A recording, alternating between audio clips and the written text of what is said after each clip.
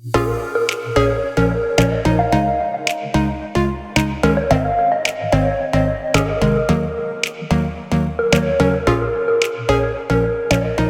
welcome back to the Practical Church Podcast. My name is Dylan Dotson, and on this podcast, we help you lead and plant and grow healthy churches, give you lots of practical tips and ideas on how to do so. And in today's episode, I'm going to share with you 4 steps for an amazing new guest follow-up.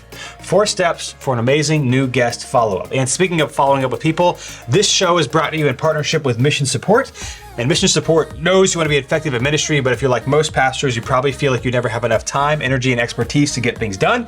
And so if you want to be able to spend more time with people and following up with new guests, be sure to check out missionsupport.com and check out any number of their services, and as they can help you love being a pastor. Again, things like website, SEO, payroll, bookkeeping, a lot of these back-end things that kind of feel like a grind to probably most of us who are watching or listening to this podcast. Check out missionsupport.com, talk to a guy today, and see how you can go from feeling scattered to focused again on your mission. And if you want more from the Practical Church Show, just a reminder, if you listen to the audio of this, the podcast, we're on YouTube. We're also, you can join the Practical Church Facebook group, and you can go to missionsupport.com/practical. Now, let's get into today's episode. Well, 4 steps for amazing new guest follow-up. So how can you take someone who is new, who is a first-time visitor, or is a visitor to your church, and make them a consistent part of your church? Like, encourage them, allow them to not just go from checking it out to actually joining and be a part. So I'm going to just share with you, walk through 4 things I think takes place for a great, amazing new guest follow-up. Now, I want to say this too. There is no 100% foolproof way to get every single new person who comes to your church to get connected at your church. You know, there's a lot of reasons why someone might be coming to a church, and there's a lot of reasons why someone might decide not to come back, and it could be completely outside of your control. Sometimes people are looking like for a particular size or a particular maybe theological bent tradition, or there's a number of things that you could do the best job that you're trying to do. Your church could do the best job that it could be trying to do, and it's just for whatever reason not going to be a good fit. So I want to say that. However, I think all of us, like New City Church, where I lead here in Raleigh included, could always be getting better at this. And it isn't true. I think maybe sometimes I get frustrated when I talk to certain pastors, whatever, and it's kind of like, well, we're doing whatever we can do and God just supplies the growth. And it's hard because it's like, yes, but also if you're not doing everything you can do, then there could be a number of factors why someone comes back, and it's not, I don't know, for lack of a better term, God's fault. So I'm not saying like faithfulness equates to large numbers, but I am saying that sometimes we just don't do what we could do to encourage people to come back. And so that's what this episode's about. Like, how do you take someone who came to your church and you're making sure you're doing everything you can do to give them a positive experience where they feel welcome, cared for, where God can move in their life and the Spirit can convict and encourage them, and that your church could be a place where people could grow with Jesus and get to know more of Him and grow in their faith. And so here's what I want to talk through. 4 steps. Here's the first one. You need to make it clear and obvious how people can get more information at your church. So, particularly talking about Sunday morning here. So we're not talking about like your website, social media, that's a good first step, whatever. But that's like, if somebody comes to your church for the first time or they're new, you need to make it clear and obvious how they can get information. Now, the way to make this clear and obvious is you have to mention it or talk about it every single Sunday, because you don't know when it's going to be somebody's first time. And so if you're inconsistent with how you create an environment where new guests are welcomed or expected or communicated to, then you're going to have very inconsistent follow-up with them. So there's lots of ways you could do this. I'm not saying our way is the best way, but here's how we do it at New City. At our announcement time, which we call Next Steps, the first part of our Next Steps every single week is our Connect card. We've got a graphic on the screen. We've got our person who's doing the next steps. They basically say something to the effect of, they always have them bring a Connect card up there with them as well. They hold it up, say, hey, this is, if you're new with us, thanks for joining us in the seat back in front of you or the seat beneath you. It kind of depends on where they're sitting. There is a Connect card. If you fill this out, if you take it out, fill it out and drop it off at the Connect table in the lobby as you leave, drop it off with me at the Connect table in the lobby. I'd love to give you a Chick-fil-A gift card, answer any questions, and just thank you for being here. And so every single week, that is how we start the next step announcement portion, the Connect card.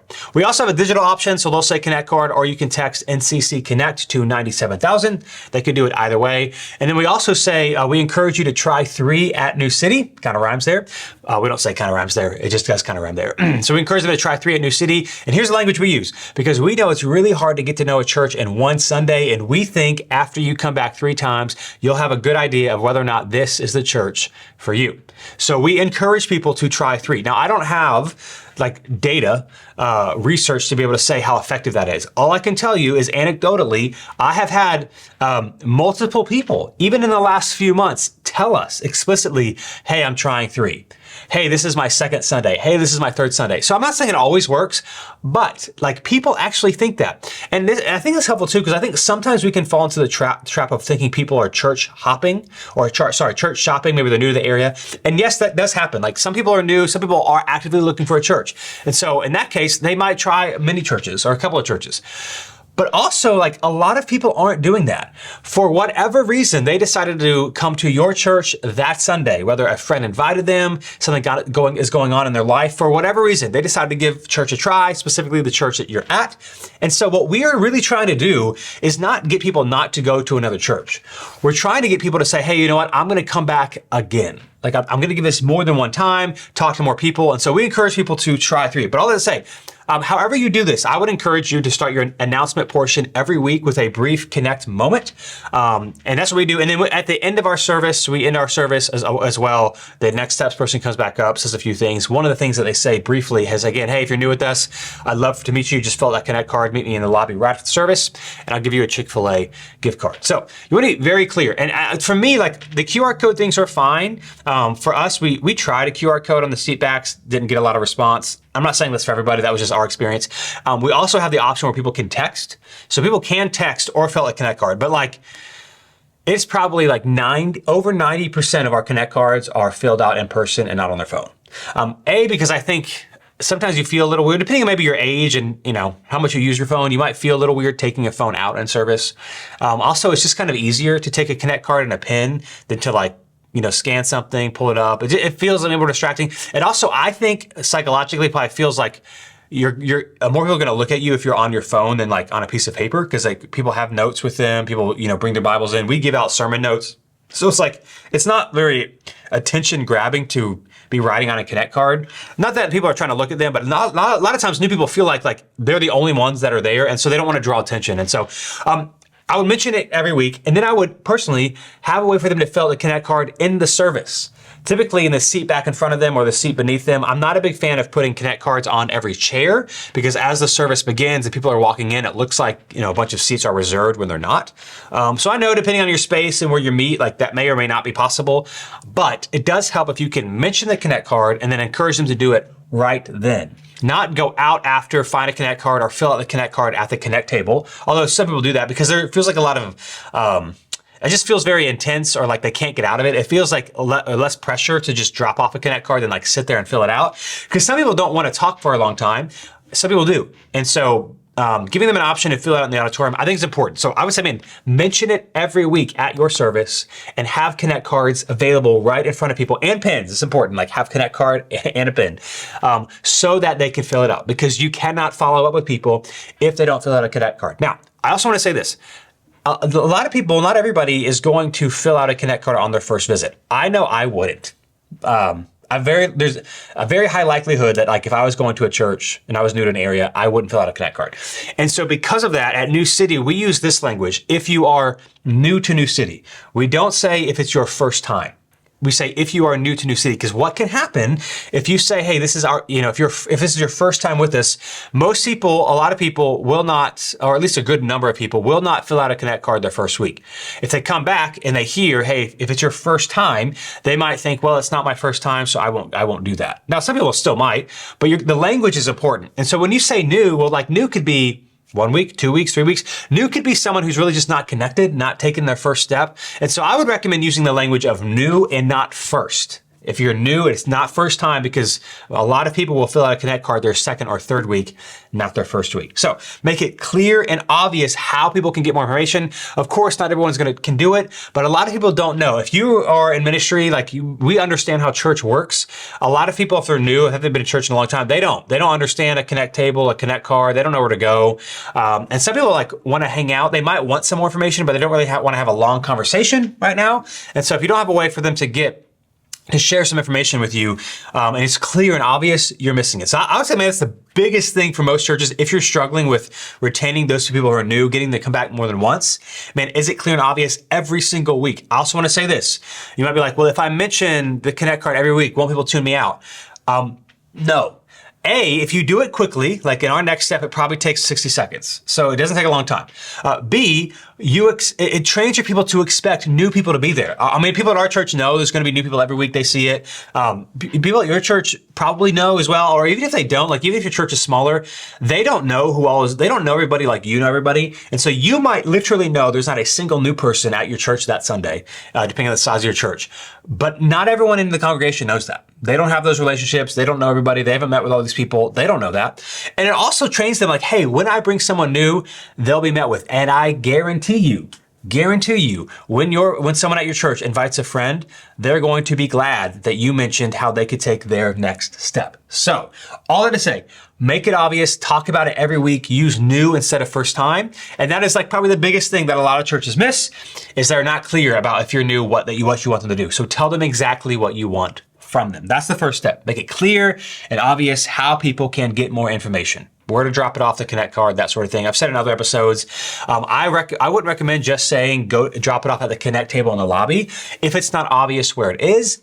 I'm a big fan of using colors. You could say drop it off at the teal table or the red wall or whatever, something like that. You can get a tablecloth, or if you have your own space, you can paint your wall. We've done that. Right now, how we have it, we have this wooden bar that I built.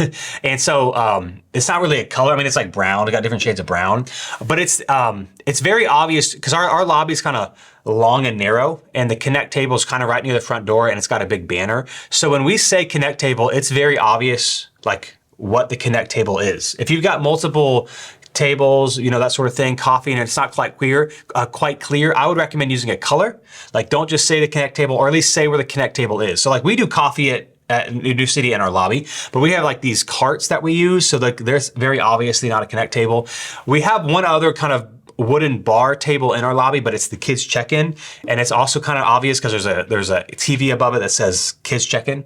So there's two big tables or bars, if you will, in our lobby. One's kids check-in, one's a Connect table, and the Connect table has a banner next to it. So it's kind of obvious, but you want to make sure, if it's not clear what your Connect table is, I would recommend using a color, hey, visit the red table or the orange table, or visit the Connect table right next to the fill in the blank, wherever it is. Again, make it super obvious so people know what to do. Make it clear and obvious how people can get more information. Step 1. Here's step 2. Input new guest information on Sunday afternoons. So, I'll talk about the automated system, having the automated system and what it should be next. But this second one, it should be part of the plan, whether it's you or someone else. Maybe do it on Sunday before you leave, or sometime Sunday afternoon. Make sure whatever information you get is put in the appropriate areas that day. Don't wait for Monday, don't wait for Tuesday, because then things can start getting slipped through the cracks and things can be missed. It should be part of your plan of whoever gets the Connect cards or the information. Hey, that Sunday, I'm going to put it into MailChimp, which is our email newsletter platform that we use for our church. For us, we use MailChimp, and then we use ClearStream for our texting. So if somebody we get their information, they get put in MailChimp for email, ClearStream for texting, and then we use Trello. We have a Trello board for new guests. I didn't create it, but I'll talk about this in the next point, so I don't really know. You could Google it. It's not hard to use. Trello, a lot of people use it as a task management tool. We use it for following up. So we put someone in Trello if we get their information, and they basically, if they're a guy, either I or Brian, who's on staff here, will follow up with them. If it's a woman, it's either Emily, who leads our first impressions stuff at New City, or she has a couple of other women that she'll connect them with. But they get put into a Trello board and assigned a person that Sunday. So not only do they get our automated stuff, but they also get hey, here's going to follow up with them. All to say, man, I would make a practice, do it on Sunday. Listen, if somebody gives you their information, they expect you to follow up. In fact, I think it's It is much worse to be very clear about like the Connect card and someone giving you information and then you not following up. That is worse than not asking or being unclear about your Connect card and not getting them. Because if I give you information and I don't hear from you, or it's like a week or two late or later, it kind of signals to me like you don't really care, or you don't really need me, or like I'm not important. So you got to make sure like this has to be shored up. I would recommend, however you follow up, wherever that information goes, it should go on Sunday afternoon, okay? Sunday afternoon, so that it does not get missed. Now, this leads me to point 3. Let's talk about the system. So you've been very clear and obvious what someone should do if they're new.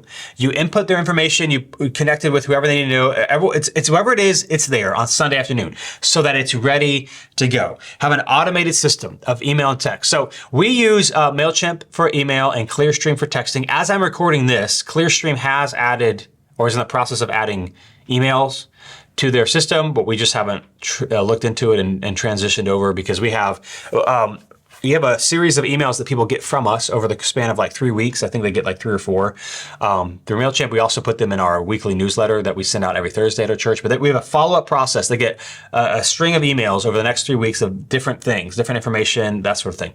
And then they also get a couple of texts over the next couple of weeks as well, like automated text and Clearstream. And then we put them in our all church notifications. Every so often we send out a church text message as well. So it gets put in there. Now it gets put in there and then automatically they're followed up with. Now I'm not against writing a letter or the personal touch. I'll talk about that in a second. But there should be something that's automated to this. Otherwise, you'll get very confused or things can fall through the cracks. So if you give us your information, you are put in our system on Sunday and beginning on, you actually get a text from us Sunday afternoon.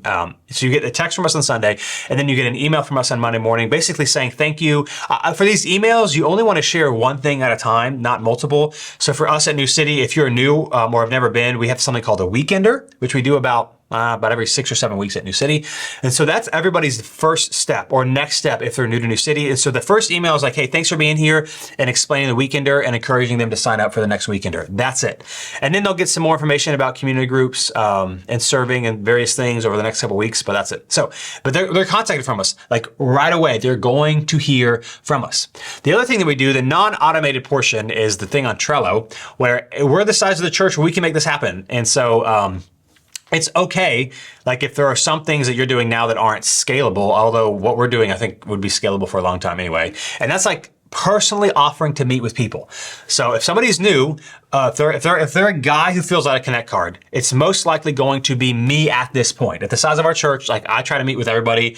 Or if Brian, who's also on staff here, if he like has a conversation, or like as I'm recording this coming Sunday, I'm going to be out of town. So any guys who fill out a Connect card, he's going to follow up with. Or if he like meets or talks with somebody who's new, like he'll follow up with them. But pretty much generally speaking, most of the guys who are new, I offer to meet with them. You know, the pastor, they probably saw me preach, whether or not I met with them or I talked to them that Sunday, they at least probably seen me. And so they're more likely to, say yes to it. And so all the guys I meet with, I have it on my Todoist is my task manager app that I have. Every Monday, I have a recurring task, email all new Connect cards. So I go to Trello, see any Connect cards that are put in there. And then, in the information, typically on our Connect cards, we ask for email and phone number. So I email them. I also have on Wednesday on my to-do list or my Todoist app, a weekly reminder to text all, like, I forget how I put it, but I text everybody who didn't respond to the email. So on Wednesday, if they have not yet responded to my email about meeting, I send them a text, and I have the standard text, I don't have it in front of me, but basically it's like, hey, this is Dylan, just following up on the email I sent on Monday. I'd love to get together if you'd like to meet. No pressure at all, but if so, here's my calendar. Pick a time that works for you. I use Calendly. I've talked about this before. It's my automated system of scheduling meeting, which I would highly recommend. There's zero back and forth. Basically, it's synced to my calendar. They can pick a time that works for them, and I also give them a list of 6 places to meet from. Well, take that back. 3 coffee shops and 5 places. There's 3 coffee shops and 2 lunch spots that are all within like 7 minutes of New City. And then there's also an option of to be determined where people could pick something else, but over 90% of the people pick a spot like near me so that I could not be driving all over the place, and saves me a lot of time. And when you meet with multiple people a week, like that's helpful to do. And people like, very rarely. And I say too, like, hey, so basically I send them an email on Monday, say, hey, thanks so much for joining us. I'd love to meet with you. I'd love to grab coffee or lunch one day if you'd like. Below is my calendar. Please pick a time that works for you, and pick any time that works for you. And then I'll say, if none of these times work, let me know and we can find something else. And very rarely, very, very rarely does one of those times not work. So that's all I do. And then if they don't respond on Wednesday, I send a text. It's hard for me to give percentage. How many guys, you might say, respond to the email? Maybe 50%, maybe. And then I'll text and I'll get maybe another 50% of the text. So maybe let's say, I don't know, maybe, let's say 60% total. Whether through my email, disregard the numbers I said, about 50% of emails and then 50% of the people I text, because I think that would come to like 75%. Let's say maybe 60-ish% of new people, and maybe I'm undershooting it. I might be undershooting it. I end up meeting with who actually fill out a Connect card. So that's pretty cool. And there's a handful of people that will say, hey, they'll say, hey, I'll pick a time on your calendar later, and like it doesn't happen. And so I try to somewhat follow up with them, but I don't want to pressure anybody. But anyway, that's how I do it. Email them on Monday. If they don't hear something, you text them on Tuesday, and that's how it works. And so we do the same thing. If it's a woman, again, Emily takes them and she'll try to meet with them. And then if either her or she'll hand them off to someone else, and then she'll make sure to follow up that they actually got together. So like that's they get it automated stuff, and they get a personal touch. And I think that's really, really helpful. I would also say this, what we do now currently is that if a husband and wife both fill out a Connect card, or they both put their information on a single Connect card, we offer to try to meet with them separately. Not because like we can't meet with them together, but we want everyone to be met with. And like, sometimes if they want to, like I have multiple times met with a husband and wife together, happy to do so. But sometimes if they want to meet like a husband and wife wants to meet with like a husband and wife at New City or something like that, doing schedules, like getting my schedule aligned with Christina's, with our kids and fostering and her job, like doesn't always work. And so we want to make sure both men and women have the chance or offered to meet. So if we get like, I have a married couple and we get both their information, I offer to meet with the guy, and then we also have someone that offers to meet with the girl. So anyway, I'll just say automated and personally, and then a personal touch as well. And also want to say this too, on the back of our Connect card, people can check for more information, like let's say about the Weekender or community groups or baptism. If they check something specific on the back of the Connect card, we also specifically follow up about that thing. So if somebody checks baptism or the Weekender, I will send them an email Monday about more information about that. Now they might get more information about that anyway in our sequence of email follow-ups, but if they ask for something, we want to give it to them. If they so baptism, partnership, or the Weekender is me. If somebody signs up for community groups, that would be Brian, who runs a group. So somebody checks New City Kids, Emilia, who does New City Kids, would follow up with them. So also want to say, like, we have our automated thing. We try to meet with people, or we offer to meet with people, and I feel like we have a good success rate on that. And then we also give them more information if they ask for something specific. And I just like, if you can have a personal conversation with somebody, if you can meet with somebody, the chances of them sticking around, at least for a little bit, is like really, really high. Especially because unfortunately, a lot of churches don't do this well. Like they don't do this well. They might fill out a Connect card, and then they, honestly, half the time people don't expect to be met. Like to be met with or followed up with. It doesn't surprise me because I'm used to it. Because I know it's not just a pastor thing, like our culture, people are bad with emails, they don't follow up, things fall through the cracks, whatever. It's because most people don't have a good system. That's why. It's so surprising. This literally happened to me last week. I got an email from somebody who was new, whatever, and they're so surprised at like how quickly, I'm doing that in air quotes, quickly I follow up. I'm like, all I do is I follow up like within a day. And if they email me on Friday or Saturday, I'll wait till Monday. But it's just the fact that like they get responded to. So I'm just telling you, man, like if you do something like this, like people aren't getting this anywhere, a lot of other places. And it's not a competition between like your church, and the next church down the street. Man, it's like, man, these people nobody's connecting with them, or a lot of people are not doing well, and it doesn't have to be hard. So have an automated system of email and text and like that personal touch. That's what I'm talking about. Make sure it gets happened. And then I would say this, have a personal follow-up system that you are tracking. So you have the automated system, you get connect with people, but how do you know it's happening? Again, I would use Trello is what we do. We have a Trello board of like Connect. And so if somebody fills out a Connect card, they get put in the Trello board, and their name, they get put any information that they check, like if they check community groups, weekend or whatever, it gets put on their Trello board, and their email and phone number get put in there. And then Emily, who puts this stuff in there, she'll like make any notes from Sunday if we know. And then what'll happen is on Monday, if I'm following up with somebody, I will email the person, and in the Trello board, I'll say emailed on whatever the date was. And then on Wednesday, I'll say followed up via text on whatever the date was. Or if they respond to me and they set a meeting, I'll say meeting set up for date. And then after the meeting occurs, I'll say meeting occurred. And then we move them on to like, did a meeting happen, or are they interested in serving, or are they interested in whatever?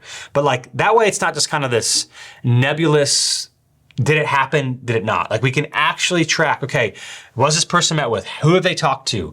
That's a big deal that a lot of people miss. And so what can happen is like, maybe somebody can come to a new city, they can fill out a Connect card, and then they don't like respond to get met with or whatever. And it's been like 3 or 4 weeks and we're not sure what's going on. Like we can see, hey, did we reach out to them? Like who's talked to them? What's going on? It's just a way of tracking it. And so I would recommend having a personal follow-up system that with tracking that I'd also recommend it be digital so that multiple people can see it, because it might just be you. But some of this stuff, man, like you'll do and it'll get better over time. So even if you feel like, I'm the only, we're planning a church, I meet with everybody, I don't need a system. You want to develop something that becomes more clear and better over time, especially as you increase or introduce staff and have other people as part of the process. So I recommend Trello board. I didn't set up our Trello board, but it's not that complicated. I'm sure if you Google Trello, we just set up a Trello board with connecting our new guests. We make a card with them, all their information, and then we just move them along based on where they are on the journey. So that might sound a little complicated. Promise, it's not too much, especially if like you start easy and small and just kind of slowly adapt and make it more better over time. Okay, so anyway, those are 4 steps for amazing new guest follow-up. If you do that, you will be doing better than honestly probably 95% of churches. Again, make it clear and obvious how people can get more information, number 1. Number 2, input that new guest info on Sunday afternoons, like that right away, that same day, so that nobody gets missed, nothing falls through the cracks, everyone knows what they're gonna do. Number 3, have an automated system of texts and emails, and then you can add like the personal touch to it. Just make sure like it is being tracked. It's not just, up to your brain to remember that it actually happened. You actually know, like, is this happening? Automated system of doing that. And number 4, have a personal follow-up system you are tracking. Again, we use Trello, but you could use any number of whatever to say, hey, capture the information, where they are in the process, where they met with, where they followed up with, and what did they decide to do. That's what you can do. You do those 4 things, then you'll have a really great follow-up process at your church. Today's observation for the Practical Church podcast is not necessarily a new one, but this might be beating a dead horse, but I just hear it all the time. Okay, here's this. The biggest time suck and time waster. Yes, not just time suck, also time waster. For pastors who preach is sermon prep. Sermon prep. Biggest time waster. Because if it's not clear when you're going to do it, you'll kind of just always do it. And I say this because I was around a group of pastors recently, and one of the pastors said, they're going to be preaching through Revelation soon. And they said they've been spending the week reading about Revelation. And so they've got a lot of stuff going on. It kind of is like, hey, kind of stressed out, got all these things going on. And they've been spending the week in preparation for this new sermon series they're starting in a couple weeks, reading Revelation. And what struck me is like, man, part of the reason you're stressed out is because you're just like, it's just like this, I'm going to study, but there's no parameters on what it looks like and if you've studied enough. And so you spend all this time reading and doing things and you haven't even got to the sermon prep yet. And it's like, man, how many hours are you spending on that? Now hear me, I'm not against sermon prep at all. In fact, if you go to episode 7, go back to episode 7, not too far in the Practical Church podcast, I walk you through my process. I'm not saying my process is amazing, but it works for me. And the reason why I did an episode on it is because what I want you to do more than anything else is have a clearly defined process. Here's when I write sermons, here's when I study for sermons, here's when I read, here's when I prep, and here's when I don't. What so many pastors do is they kind of just, every week they kind of fill it in when they can get it, and they'll read here, they'll write here, they'll study here. It's so fragmented, it's unfocused, and they end up spending way more time on it than they should. My recommendation, at the same times every week, here's when I do my sermon prep and study, whatever system works best for you, whether it's all at once, broken up, whatever. But here are the hours I allot to it, and here are the hours I'm doing other things. Yes, there can be exceptions when things go over, certainly, but they need to be exceptions, not the rule. And many times, my experience is pastors who are stressed out about not having enough time to get all things done, they don't have a clearly defined system of sermon prep. And so they're spending way too much time on it than they should. And there are like diminishing returns. Man, after so long, it's different depending on how long you've been preaching, but like, man, the more you time, there is like an influx relationship or an inverse relationship at some point of preaching, the quality of your sermon and how much time you spend on it. Like once you start spending too much time on it, it goes down the drain. So this guy was stressed. He's reading all this stuff about Revelation. And I'm like, man, why don't you decide, here are the hours that I study and here are the hours to do other things. And like what I study and read, like it is what it is. It's okay. I want to trust God. I'm going to walk with God. I've been preaching for a while. This guy has been preaching for a while. So he's not new to it, but he didn't have a system. And so he's really stressed out. So again, the biggest time suck and time waster for pastors who preach is sermon prep. Please, please, please have a system. You'll be stressed out if you do. Or sorry, you'll be less stressed out if you do. Here's today's personal growth tip. Share your plan.